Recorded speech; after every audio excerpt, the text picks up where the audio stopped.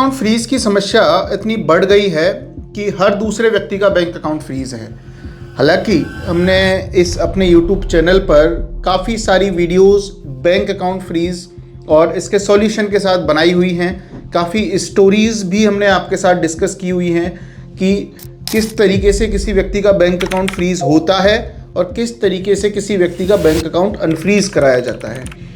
कुछ लोगों को ये प्रोसेस हार्ड भी लगती है और कुछ लोगों का बड़ी आसानी से भी बैंक अकाउंट अनफ्रीज हुआ है। नमस्कार, मैं एडवोकेट आदर्श सिंगल, राजस्थान हाईकोर्ट जयपुर।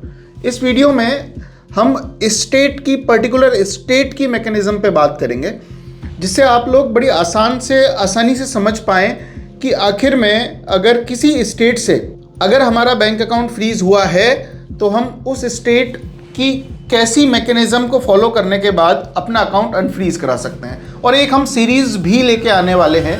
पहले बैंक अकाउंट फ्रीज अनफ्रीज के लिए हमने शॉर्ट्स बनाई थी।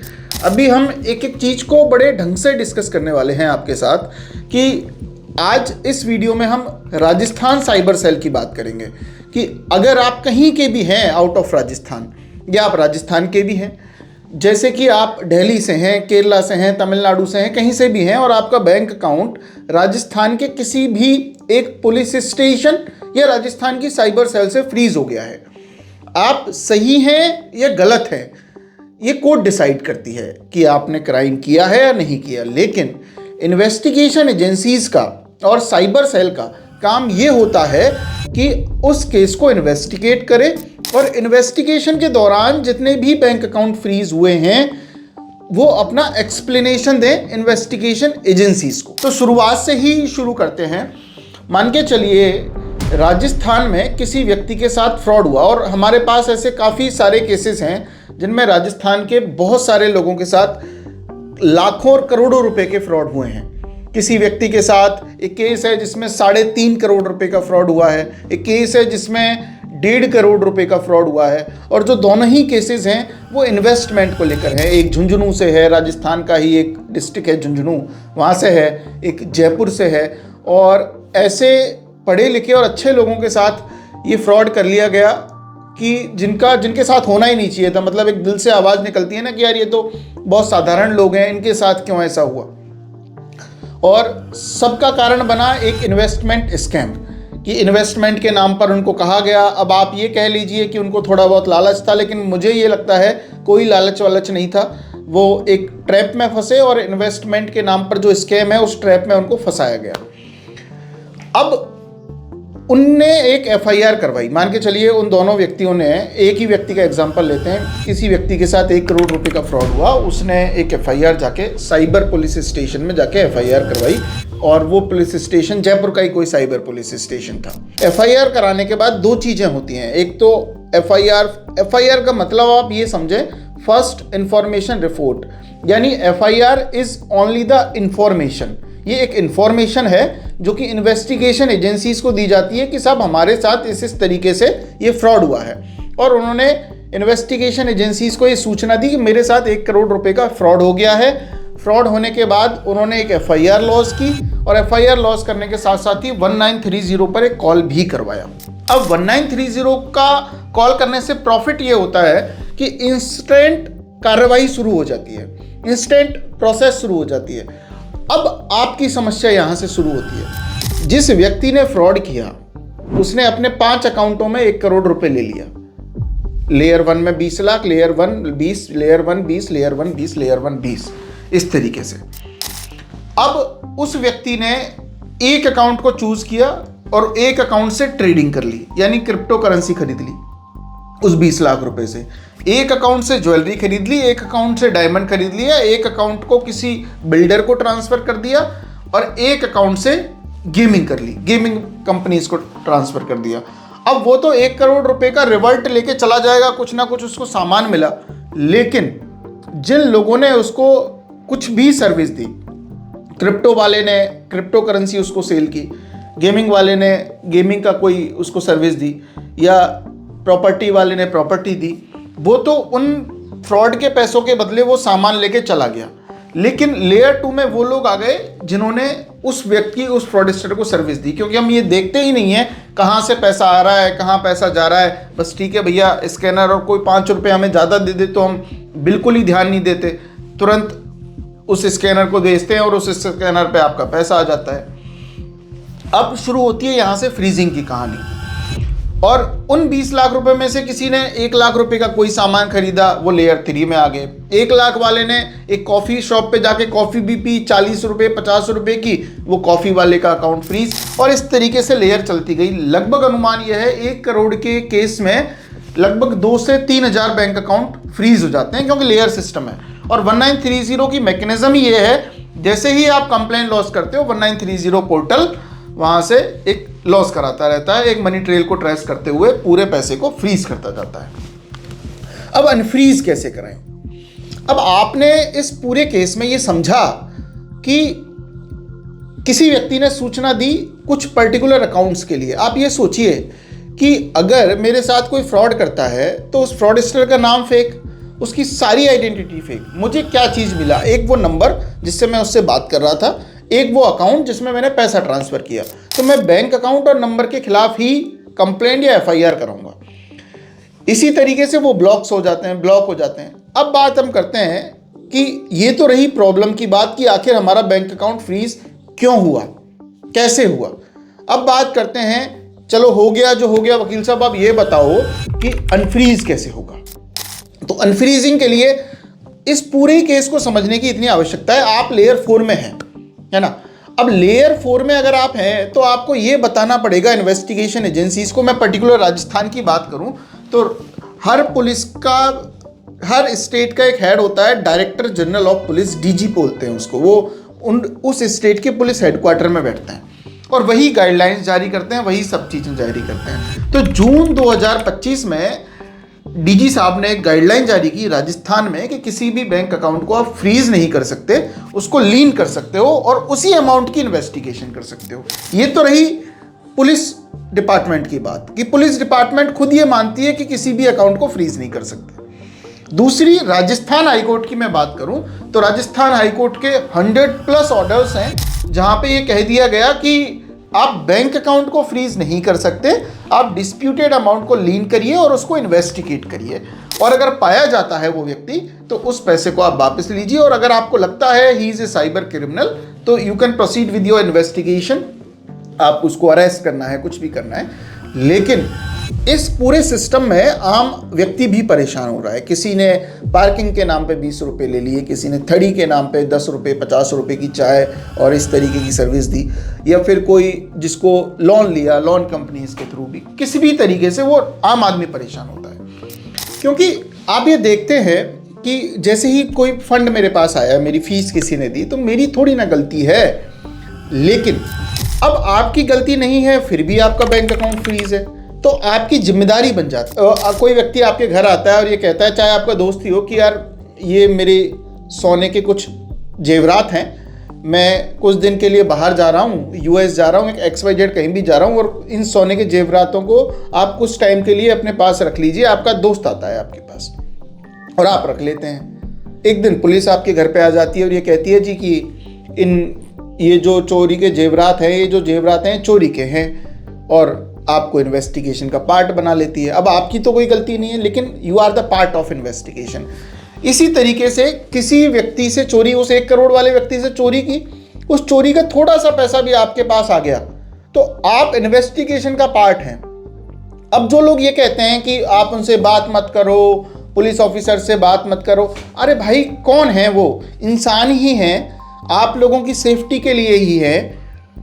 और मेरा जो अनुभव है, अगर आप सही तरीके से देखो, 1-2% पुलिस ऑफिसर्स की तो मैं कहूँगा नहीं, उनको आदत बन गई है कि परेशान करना है ये सब, लेकिन 99% पुलिस ऑफिसर्स को आप सही तरीके से अगर ये बातें बताते हो और समझा पाते हो कि साहब मेरा 200 रुपये के लिए आपने बैंक अकाउंट फ्रीज कर दिया, 2000 के लिए कर दिया, 5000 के लिए कर दिया, मैंने तो जस्ट गेम खेला था, मेरी क्या गलती इसमें, तो अगर वो समझना चाहते हैं तो आपका अकाउंट अनफ्रीज करने के लिए वो मेल डालते हैं। मेल का सिस्टम कैसे होता है ये इसी वीडियो में आगे चर्चा करेंगे। अब राजस्थान में क्या होता है? राजस्थान में अलग अलग, जैसे 43 लगभग साइबर पुलिस स्टेशंस हैं, जोन्स बने हुए हैं। जैसे मैं जयपुर की बात करूं, आपका कहीं का भी बैंक अकाउंट आपका जयपुर से फ्रीज है, तो जयपुर से 5 लाख से ऊपर की जितनी भी FIR होती हैं वो साइबर पुलिस स्टेशन जो कि कमिश्नरेट में है वहाँ जाती हैं, और वहीं वहाँ के ही ऑफिसर्स उस केस को इन्वेस्टिगेट करते हैं। तो और कुछ केसेस ऐसे होते हैं जिनको स्पेशल ऑपरेशन ग्रुप यानी SOG अपने पास ले लेती है। अब ये जनरली SOG उन केसेस को लेती है, पहला चीज़ तो उन केसेस को लेती है जो कि वास्तविकता में कोई गरीब व्यक्ति है, परेशान व्यक्ति है, और वो कैसे न कैसे SOG के पास पहुंच जाता है, या जिन लोगों की अप्रोच होती है वो SOG के पास उनके केसेस ट्रांसफ़र हो जाते हैं। ये जयपुर की अपन मैकेनिज्म बता रहे हैं, राजस्थान की मैकेनिज्म बता रहे हैं। अब आप अप्रोच किन किन को कर सकते हो, यहाँ पे जोन बने हुए हैं, ईस्ट, वेस्ट, साउथ, इस तरीके से। जैसे कुछ पुलिस स्टेशन हैं, जैसे 20 पुलिस स्टेशन हैं, वो साउथ जोन में आते हैं, और वहाँ आप जैसे ही कंप्लेंट की कॉपी देखते हैं, कंप्लेंट की कॉपी में लिखा होता है पुलिस स्टेशन ये और इसका जोन ये, तो आप दोनों जगहों में से कहीं से भी NOC प्राप्त कर सकते हो। आपने मान के चलिए पुलिस स्टेशन को अप्रोच किया, वहाँ के जो साइबर पुलिस स्टेशन है, क्योंकि ये भी अब आजकल बहुत ज़्यादा व्यस्त रहते हैं, कभी कोई रेड पे जा रहा है, कभी इन्वेस्टिगेशन, कभी ये कभी वो, वहाँ से आपको कोई सॉल्यूशन नहीं मिलता है, तो आप उस जोन के हेड से भी बात कर सकते हो। अब बात कैसे करनी है, तो सबसे सिंपल तरीका होता है रिप्रेजेंटेशन।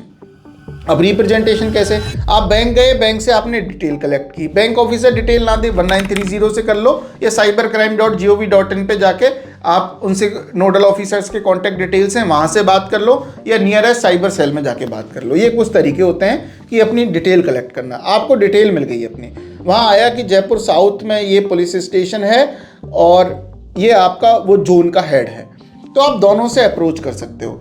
अब अप्रोच करने के 3 तरीके, पहला सबसे सिंपल तरीका और सबसे कारगर तरीका, क्योंकि पूरा खेल ही ऑनलाइन है तो मेल आईडीज पे काम होता है ये, उनको एक रिप्रेजेंटेशन मेल करना। www.advocateadarsh.com हमारी वेबसाइट है जहाँ पे आपको रिप्रेजेंटेशंस मिल जाते हैं। आप गूगल पे भी सर्च कर सकते हो, आर्टिफिशियल इंटेलिजेंस की मदद से भी बना सकते हो। आप खुद अगर ड्राफ्टिंग स्किल्स हैं, या कोई भी आपके आसपास कोई लॉयर हो तो आप उनसे भी रिप्रेजेंटेशन अपना बनवा सकते हो जिसमें लॉज इंक्लूड हो। लेकिन अगर आप गूगल और AI का यूज़ कर रहे हो तो आप ये ध्यान रखिए आपके ऊपर एक क्रिमिनल केस है। ऐसा नहीं कि AI ने जो बना के दे दिया उसी को कॉपी पेस्ट किया और हमने छाप दिया। किसी अच्छे साइबर एक्सपर्ट से आप सलाह लीजिए, और अगर आपको ज़रूरत नहीं है तो जो भी AI ने लिखा है वो उन कानूनों का आप खुद पढ़िए बेयर एक्ट्स में, उसके बाद ही कोई जवाब उनके नोटिस या इस फ्रीजिंग की मैकेनिज्म का भेजिए। अब आपने एक रिप्रेजेंटेशन भेजा, रिप्रेजेंटेशन का मतलब आप सिर्फ और सिर्फ ये मत समझिए कि रिप्रेजेंटेशन भेज दिया हम फ्री हो गए। It's your defence. आप पर कोई आरोप है, पुलिस उन लोगों को भी पकड़ती है जो भागते हैं, जो बात नहीं करते हैं। अगर आपका बैंक अकाउंट आपको अनफ्रीज कराना है और पुलिस की किसी गलत मैकेनिज्म या डिपार्टमेंट की किसी गलत मैकेनिज्म, गलत और सही तो चलो छोड़ो, किसी मैकेनिज्म के वजह से ये फ्रीज हो गया है, तो आपकी जिम्मेदारी ये बन जाती है कि अपने आप को रिप्रेजेंट करें एटलीस्ट। यार आपका 200 रुपये आपके अकाउंट में आया, आपका बैंक अकाउंट फ्रीज कर दिया गया। अब आप अगर फिर भी ये बात डर रहे हो कि यार 200 रुपये के लिए पुलिस ना पकड़ ले, अरे कोई नहीं पकड़ रहा आपको, आप लेयर 4 में हो, 200 रुपये आए, क्यों डरने की ज़रूरत है, कुछ नहीं होना। बस आपको एक सटीक तरीके से उनसे संपर्क करने की आवश्यकता है, उनसे आप संपर्क करिए। अब जयपुर की बात मैंने की, जोन वाली बात की। राजस्थान में हर डिस्ट्रिक्ट में, जैसे मान के चलिए मैं नागौर की बात करूं, एक नागौर एक डिस्ट्रिक्ट है, बीकानेर की बात कर लूँ, कोटा की, कहीं की भी बात कर लूँ, वहाँ पे नागौर में मान के चलिए 20 पुलिस स्टेशन हैं। तो 20 पुलिस स्टेशनों पर एक cyber police station district level का होता है। Cyber police station Nagaur, cyber police station Jhunjhunu, cyber police station Bharatpur. अब वहाँ पे हर डिस्ट्रिक्ट की अलग अलग मैकेनिज्म है, वहाँ के SP साहब ये मैकेनिज्म डिसाइड करते हैं। किसी पुलिस स्टेशन में ये होता है कि 1 लाख से नीचे तक का जो भी केस होगा वो लोकल पुलिस स्टेशन डील करेगा। किसी में ये होता है कि 5 लाख से नीचे का होगा वो लोकल पुलिस स्टेशन डील करेगा। किसी में ये होता है कि 1 भी रुपए का केस हो तो भी हम ही डील करेंगे। तो इस तरीके की, तो आपको ये पता करना है वहाँ पे लोकल में बात करके। और फ़ोन कॉल में आप ऐसा मत सोचिए कोई क्या कर लेगा आपका, बस एक कॉल रिंग करनी है, उनसे बात करनी है, उनसे पूछना है, नहीं है मेल का जवाब देना है, मेल पे बात करना। और कुछ भी नहीं लगे तो आपको एक सिंपल सा, एक बेसिक सा अपने पुराने ज़माने का प्रोसेस, एक पत्र लिखिए, पत्राचार कीजिए, जैसे गर्लफ्रेंड बॉयफ्रेंडों को भेजा करते थे, किसी सूचना को आदान प्रदान किया करते थे, एक जाइए और एक पोस्ट करवाइए। 99% आपको कुछ ना कुछ जवाब आता है। 99% पोस्ट की गजब ही चीज़ ये है, क्योंकि आप अगर इंस्पेक्टर साहब के नाम से कोई लेटर पोस्ट करते हो कि साहब ऐसे ऐसे मैं ये काम करता हूँ, मैं एक चाय की शॉप करता हूँ और मेरे साथ ये हो गया। अब आपको इस ऑनलाइन के ज़माने में अगर आप जी रहे हो, अगर फ़ोन पे पेटीएम, इंस्टा, फेसबुक अगर आप चला रहे हो, तो आपको ये लेटर भेजना तो आपको आना ही चाहिए। ये तो एक मैंडेटरी सी चीज़ है। आप उनसे बात कर सकते हो। 50% चांस है उस रिप्रेजेंटेशन के बाद ही आपका बैंक अकाउंट अनफ्रीज हो जाए। एक मिडिल स्टेप आता है रिप्रेजेंटेशन और रिट पिटीशन के बीच में। अगर आपको लगता है कि यार ये बड़ा टफ है चीज़ है, तो आप किसी लॉयर के थ्रू भी आप बात कर सकते हो। लॉयर के थ्रू कैसे जी? आप उनसे लीगल नोटिस भिजवा सकते हो। आप लीगल नोटिस नहीं भिजवाना चाहते तो आप ये कह सकते हो अपने लॉयर से, जहाँ भी आप रहते हैं वहीं का लॉयर आप हायर करें कि साहब ये इनसे बात कर लो आप। तो एक लॉयर जब एक किसी इन्वेस्टिगेशन ऑफिसर से बात करता है तो कुछ 4 चीज़ों की नॉलेज ज़्यादा होती है, तो वो एक सही तरीके से बात कर पाते हैं। कोई भी इन्वेस्टिगेशन एजेंसी की जनरली ये भी हिम्मत नहीं होती कि बदतमीजी करे किसी लॉयर से। आप ये ट्राई कर सकते हो। तीसरी चीज़ ये कि अगर आप चाहते हो कि यार ये लेटर वेटर का मेरे को समझ में नहीं आता, जयपुर है, सर्दियों का टाइम है, चलो घूम के भी आ जाता हूँ, किले वेले देख आऊँगा, वहाँ भी जा सकता हूँ, तो आप वहाँ भी जा सकते हो। साइबर के केसेस में बिना 35 सब क्लॉज 3 का एक नोटिस होता है, बिना उसके अरेस्ट नहीं करते हैं। 99% केसेस में अरेस्ट नहीं करते हैं। लेकिन अगर आपके अकाउंट पे 10, 15, 20 कंप्लेंट्स हैं, आप एक कोई गेमिंग, ट्रेडिंग और इन सब में इन्वॉल्व है, तो बात अलग है। जनरली आप छोटे मोटे कोई इशू है तो आप जा सकते हो, कोई दिक्कत नहीं है। एक केस में बताऊँ, एक लड़के का फ़ोन आया, 21 साल का एक लड़का था, और वो फ़ोन करता है कि सर मैं बहुत परेशान हूँ। उसके लाउड स्पीकर पे फ़ोन था कि साहब मेरा फ़ोन लाउड स्पीकर पे है, मेरे पिताजी मेरे साथ हैं और मैं बहुत ज़्यादा परेशान हूँ। तो मैंने कहा बताओ। मेरे पिताजी एक किराने की शॉप करते हैं, कोई 20 रुपये की कोई चीनी वगैरह, गुड़ वगैरह कुछ लेके गया होगा, तो 20 रुपये उनके अकाउंट में आए और उनका अकाउंट फ्रीज़ हो गया और 6 लाख रुपये हैं, और हमें सिस्टर की भी शादी करनी है और मैं बहुत ज़्यादा परेशान हूँ, और अब मुझे डर है मेरे पापा को कोई अरेस्ट ना कर ले। मैंने पापा से मना कर दिया। आजकल ज़्यादा बच्चे भी जो जेनजीज हैं ये ज़्यादा हाइपर कर देते हैं। तो मैं कह रहा हूँ यार 20 रुपये के लिए कोई कुछ नहीं करेगा आपका। एक जनरली आप फ़ोन कॉल पे बात कर लो, शायद आपका अकाउंट भी अनफ्रीज हो जाए, या फिर आप कोर्ट में रिट लगा लो, या मतलब। और कहाँ से हुआ है आपका? उसने कहा जी मेरा गोवा से हुआ है मेरे पापा का अकाउंट। मैंने कहा अच्छा, प्रॉब्लम ये नहीं है कि आप 20 रुपये के लिए परेशान हो, प्रॉब्लम ये है कि तेरे को गोवा घूमना है। वो गोवा घूमने के लिए अपने पापा के बैंक अकाउंट में, और मुझे तो पता नहीं क्या ऐसा लगा, खुद ने ही तो नहीं करा दिया कहीं कुछ भी कि चलो इस बहाने से गोवा भी घूमे हम। कोई आजकल इतने शैतान हो गए ना बच्चे, कुछ भी कर सकते हैं वो। फिर मैंने उसको समझाया, मैंने गोवा घूमने के लिए कर रहे हो आप, पता उसको भी है कि कुछ नहीं करेगा कोई 20 रुपये के लिए, लेकिन परेशान हो रहा है क्योंकि उसको गोवा जाना है। तो ये भी है। तो अगर इस तरीके की आपकी परिस्थितियां हैं तो आप इस चीज़ से डर रहे हो, पुलिस क्या करेगी? साइबर पुलिस कुछ नहीं करती है अकाउंट फ्रीजिंग के केस में, जब तक कि उनको लग रहा है कि आप 20, 50, 100, 1000, 2000, 5000 के लिए आपको अरेस्ट नहीं करते हैं। ये अपने दिमाग से निकालिए कि कोई 2-5 हज़ार के लिए, हाँ, कि उस पर बहुत ज़्यादा कंप्लेंट ना हो, आपका ट्रैक रिकॉर्ड ऐसा ना हो कि ये ही इज़ ए क्रिमिनल, है ना। और वो आपको सब कुछ समझ में आता है। एक चाय वाला है, चाय वाले के 10 रुपये 50 रुपये आए, उसको थोड़ी ना कोई अरेस्ट कर रहा है। उसकी क्या गलती? वो दिखाएगा साहब लेयर 4 में हो, मुझे नहीं पता, उसकी बिल की भी आवश्यकता नहीं है। अरे मैं कैसे दे दूंगा बिल?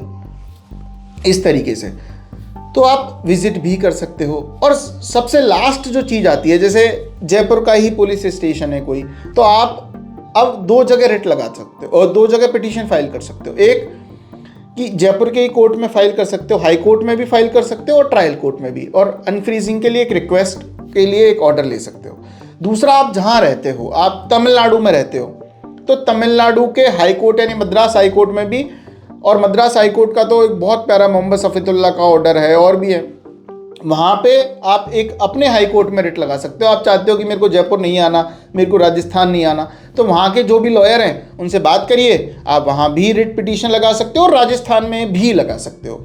यानी 2 जगह आप कोर्ट में जा सकते हो, एक जहाँ आप रहते हैं, एक जहाँ विक्टिम रहता है, जहाँ पे कंप्लेंट हुई है। दोनों जगह ही जाने का आपके पास ऑप्शन होता है और ये आप जा सकते हो। ये जो सीरीज़ हम बना रहे हैं ये अलग अलग स्टेट की मैकेनिज़्म के लेके बना रहे हैं। हालांकि गुजरात के लिए अलग है, हैदराबाद तेलंगाना के लिए अलग है, दिल्ली के लिए बिल्कुल प्रोसेस अलग है। जितने ऑप्शंस मैंने राजस्थान के लिए बताए कि आप विजिट भी कर सकते हो, रिप्रेजेंटेशन, लीगल नोटिस, आप कोर्ट में जा सकते हो, आप इस तरीके से बात कर सकते हो। दिल्ली में ऐसा नहीं होता है। गुजरात में तो डबल एनओसी आपको लेनी पड़ती है। तेलंगाना में एक अलग से पोर्टल बना रखा है। तमिलनाडु में एक सीसीबी करके बना रखा है उन्होंने, और उनकी टीम्स हैं, 32 टीम है, अल्फ़ा 1 अल्फ़ा 2 इस तरीके से बना रखी हैं। उनकी एक अलग मैकेनिज़्म है। तो हर स्टेट की एक अलग मैकेनिज़्म होती है। गोवा का एक अलग सीआईडी बना रखी है। केरला में कोर्ट का एक ज़्यादा रहता है। वहाँ पे ये है कि अगर कंप्लेंट है तो आप लोकल पुलिस स्टेशन से भी एनओसी ले सकते हो, लेकिन एफआईआर है तो you should move to court. वहाँ के ट्रायल कोर्ट्स की क्या मैकेनिज़्म है, ये बिल्कुल अलग है। दमनदीप, नागालैंड, मिज़ोरम का पूरे आइजॉल में है साइबर क्राइम पुलिस स्टेशन, और वहाँ के लिए अलग तरीके से प्रोसेस होती है। वहाँ के साइबर क्राइम की कहानियाँ अलग हैं। तो इस तरीके से हर स्टेट पे हम कोशिश करेंगे कि वीडियोस बनाएं। आप हमें ये बताइए इस वीडियो में कमेंट करके कि आपको इस तरीके की वीडियोस कैसी लगी, और क्या आप चाहते हैं कि इन फ्यूचर भी हम ऐसी वीडियोस आपके सामने लेके आएँ। क्योंकि साइबर क्राइम के और टॉपिक्स को तो हम कवर कर ही रहे हैं, लेकिन हम जो कोर टॉपिक है, जो सबसे ज़्यादा परेशानी है इस बैंक अकाउंट फ्रीज पे, हम चाहते हैं कि लेटेस्ट अपडेट आपको देते रहें। कुछ अपेक्स कोर्ट यानी ऑनरेबल सुप्रीम कोर्ट के जजमेंट्स को बताते रहें, हाई कोर्ट के जजमेंट्स को बताते रहें। Thank you so much. जय हिंद, जय भारत।